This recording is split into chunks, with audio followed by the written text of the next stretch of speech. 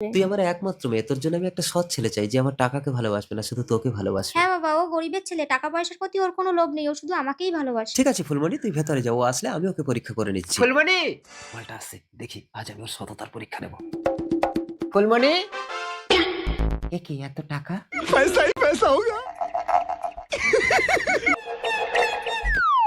তুমি এসেছো গোপাল? বাবা! নমস্কার। ঠিক আছে, ঠিক আছে। তোমার নাম কি বাবা? গোপাল। তুমি কি আমার মেয়েকে ভালোবাসো? হ্যাঁ। আমার এই টাকা পয়সার প্রতি তোমার কোনো লোভ নেই তো? আঙ্কেল, আমি গরিবের ছেলে, টাকা পয়সা চাই না, আমি আপনার মেয়েকে চাই। খুব ভালো, খুব ভালো। দেখো তো বাবা এই ভিডিওটা।